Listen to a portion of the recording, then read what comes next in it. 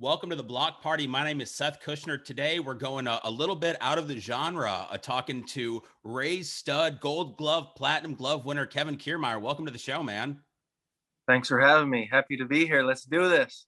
We're going to talk a little hockey, a little baseball. I saw you posted on Twitter like a month or two ago. Your son was outside playing hockey. You were coaching him up. How many scouts did you have reach out to you after you posted that video?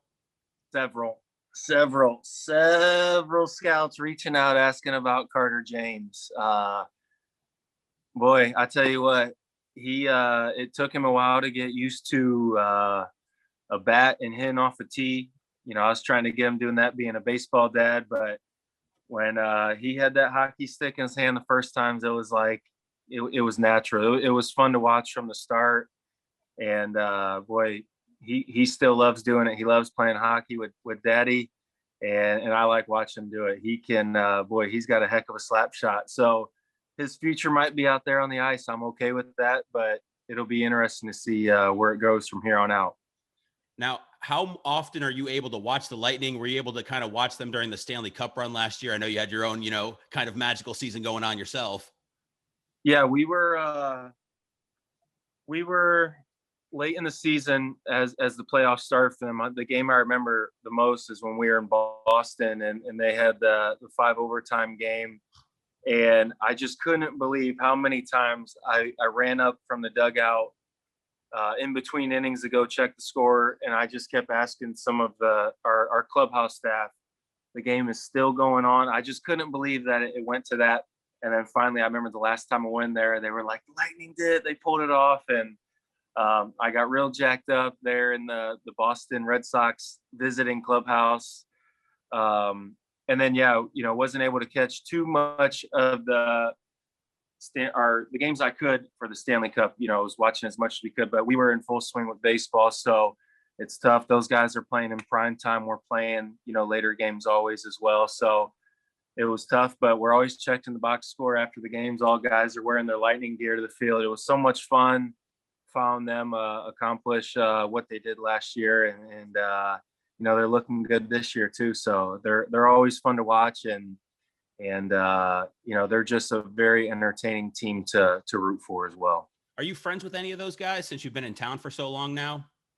I'm not boys with any of them, but I know some of those guys pretty well. And if I feel like we were grocery shopping and I ran across a couple like Stamkos, Killer.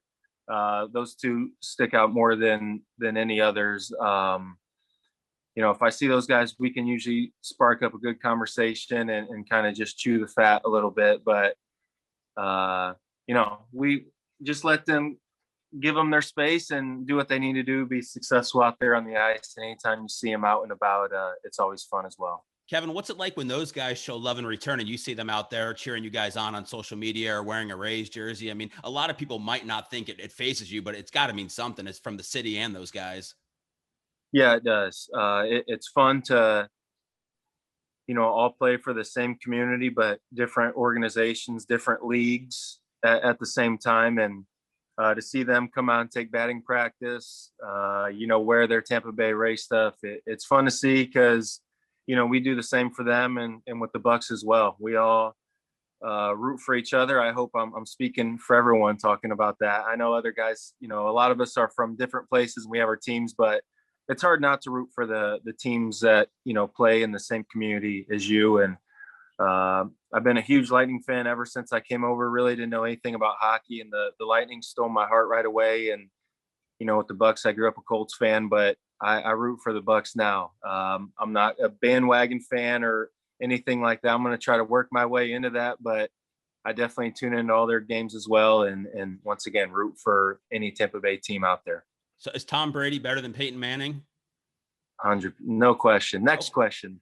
He's the GOAT. That boy's, I know, I love Peyton, but there's no argument with Tom Brady or anyone else in my mind. So that's where I have that conversation at. I don't want to get you in trouble back home, so I'll leave it at that. Kevin, when you're reflecting on last season, when you think about it, what's the first thing that kind of pops into your mind about the ride last year?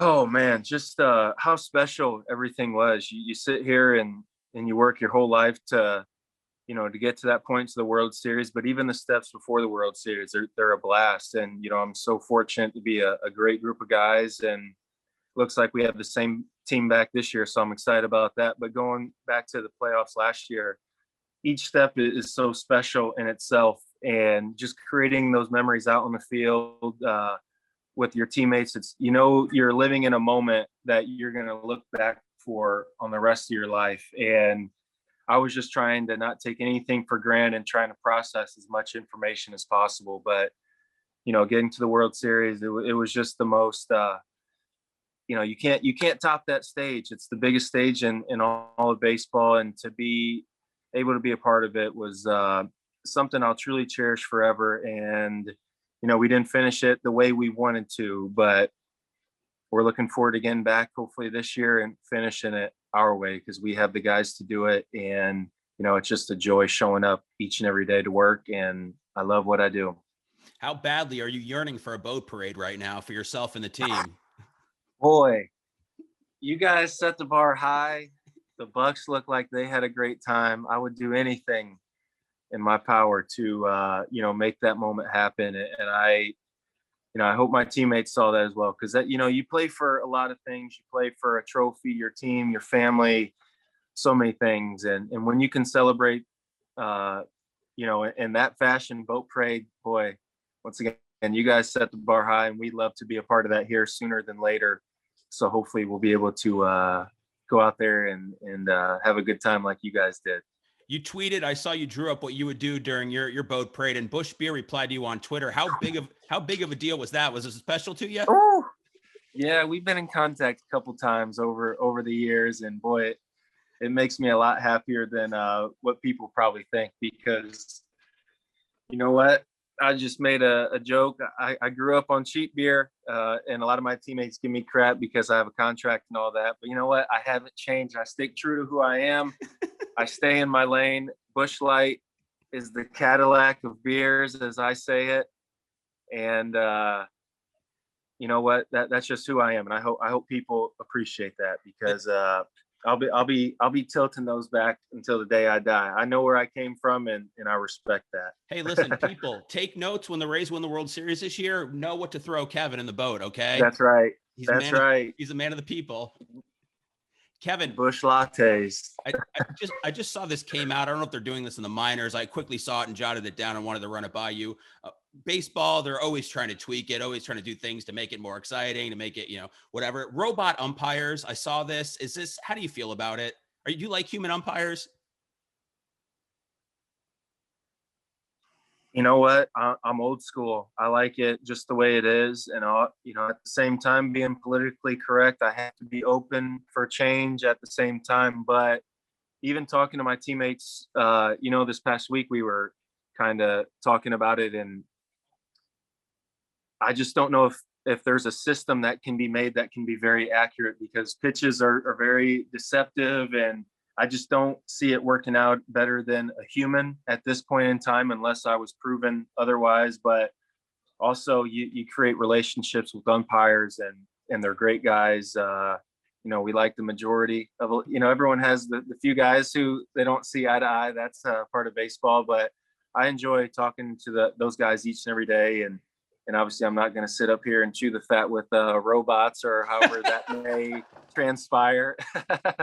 But I don't know. Once again, I'm old school. I know that creates a lot of jobs for a lot of guys who've been grandfathered into this great league, and a lot of up and coming guys who are trying to make a living calling games that they love. It's a career for them as well, and I tip my hat for what they do. But I don't know. I don't know about the computer or automated strike zone, whatever you want to call it.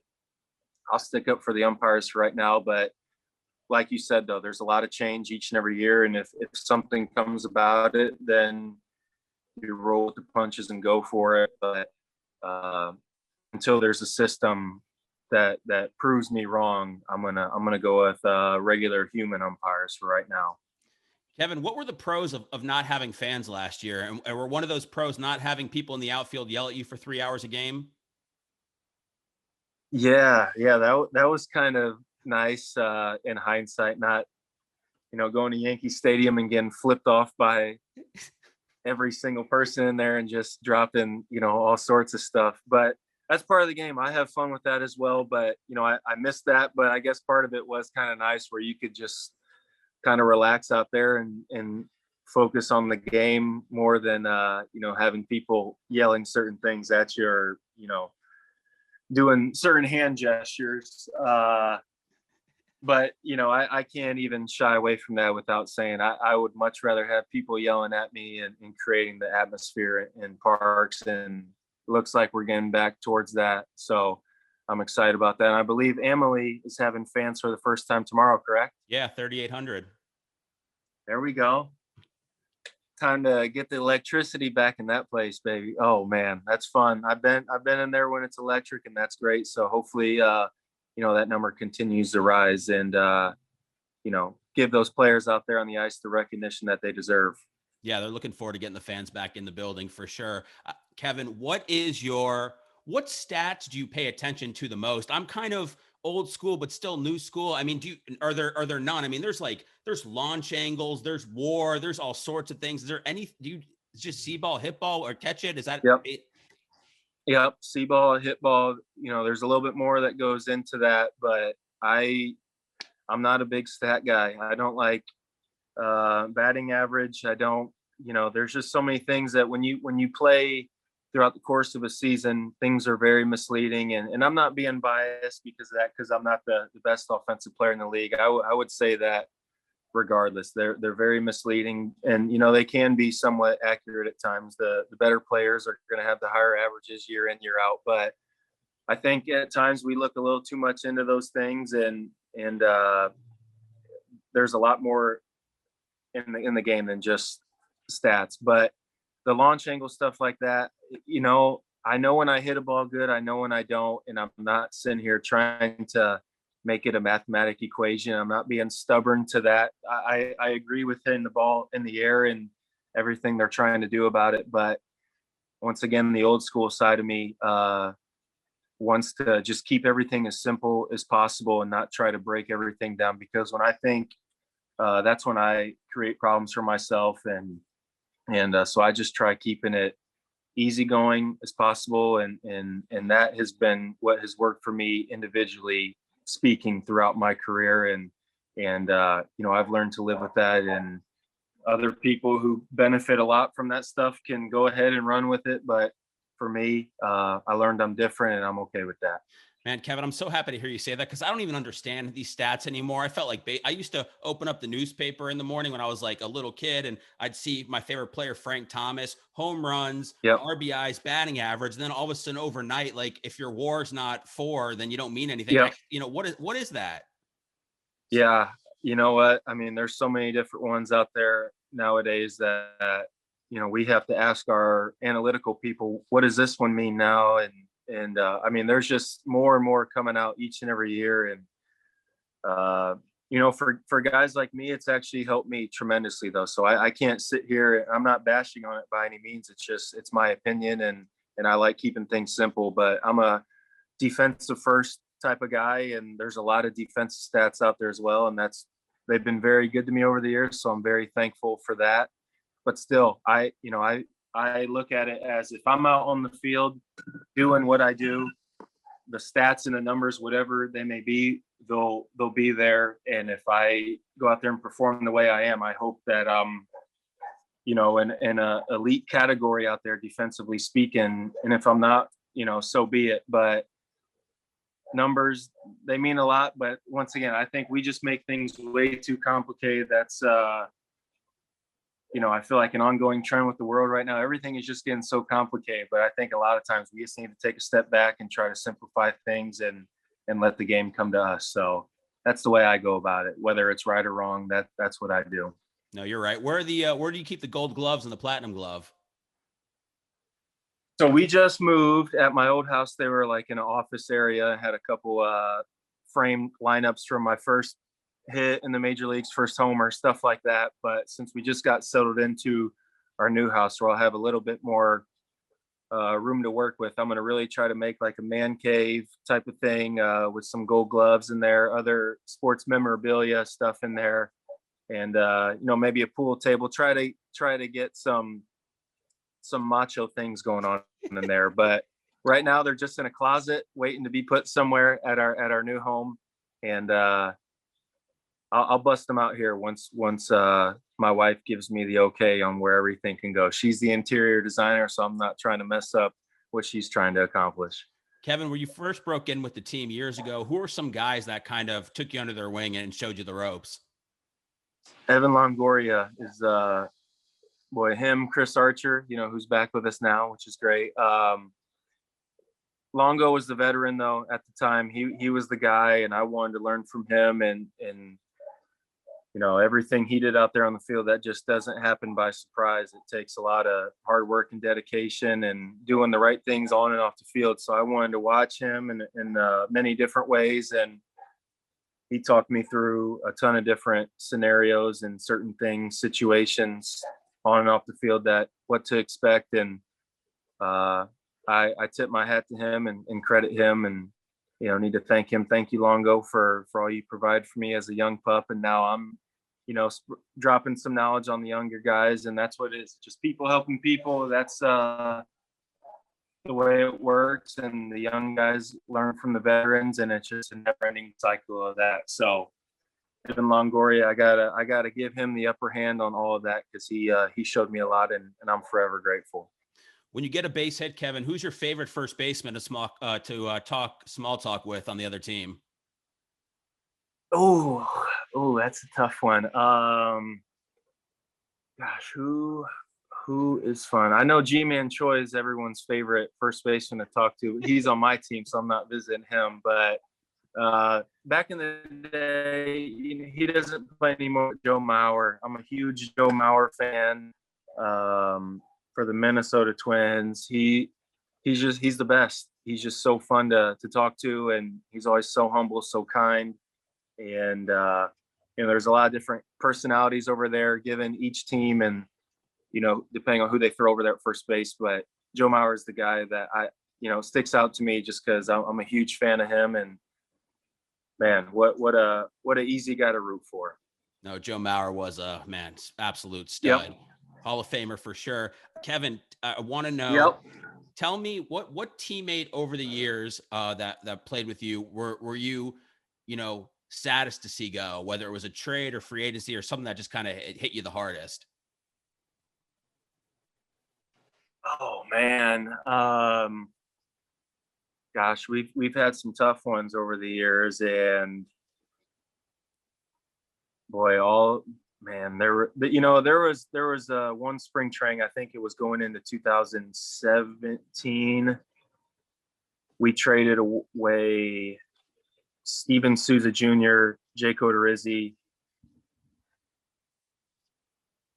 and maybe even Corey Dickerson as well. I think that was the year, possibly. Gosh, I don't know. But there was one spring training where early on we made some moves, and it was really tough to see great guys, really good talent leave. But at the end of the day, I judge these guys off of who they are as people, and it was really tough seeing some great guys walk out the doors. And we had some really good guys come in as well. You give away talent to get talent, but Jake Odorizzi, he's my boy. He's been great to me since day one. We still, don't talk as much anymore since we're not teammates, but he's always a guy that we pick up right where we left off each and every time. And Steven Souza Jr., he was a great friend, and watching him leave was tough. But that's how it is with a lot of guys. Baseball, just with any other sports league, it's just transaction after transaction, a lot of turnover each and every year, the way it's always been, always will. You just have to accept it, and get to meet new guys is just as fun for me as well. And you create new relationships, and that's what I love about baseball the most. And so I understand now. I've been around for a while, and it's just the way the game goes, and you have to accept it. Kevin, what walk-up song are we going with this year? Is it Hustlin'? Was that from a while ago? You're going with Hustlin' again? Yeah. Hey, I keep it the same. I think it speaks for how I play the game. I feel like every day I'm hustling out there, giving it my all, and I'm a huge fan of my boy Rick Ross. It's fun for me to walk up to. I've been doing it ever since 2015 15, and I plan on continuing to do that. It makes me feel good. It gets me locked in, and I think the fans like it as well. So I'm going to keep rolling with it. Tell me one pitcher on the Rays that you were happy that you don't have to go against during the season. Or there's too many. There is a lot of them, but oh man, I could just pick from a hat on this one. I'm gonna give some love to our guy Tyler Glasnow. Dude is absolutely filthy. I call him Big Sexy. Good looking guy, great pitcher, great teammate. Throws 100, hammer curveball. Makes great guys hair. look stupid. Great hair, great flow, great body. Works his butt off. I'm a big Tyler Glasnow fan. He's got a great career ahead of him. He already is in a different category. He's unreal with his tools, and the sky's the limit for him. I faced him before. It's not very fun, so I'll give him the upper hand, and he knows he's nasty. So this is going to come to no surprise to a lot of people, but he's filthy. I'm glad I watched him from center field playing on the same team as him rather than facing him. But I'm telling you, we got 7 or 8 other guys. Shane McClanahan, Tampa boy, no thanks. There you go. KK's dropping names for everybody to kind of keep an eye on this year. Kevin, listen, man, you absolutely killed it. Thank you so much for joining the block party. Hopefully you can get into a game at Amalie at some time this season or, anything. And I hope that you guys get to have that'd be nice. I hope you guys get to have your own boat parade at the end of your season as well. Me too. Hopefully we can chat some other time after a boat parade. That'd be nice. Get this man some Busch beer. Kevin, thanks so much, man. Enjoy the rest of spring training, man. And great Wi-Fi, by the way. It did very well for us. All right. Good to hear. Good to go. All right. Thanks, buddy. All right. See you later. See you.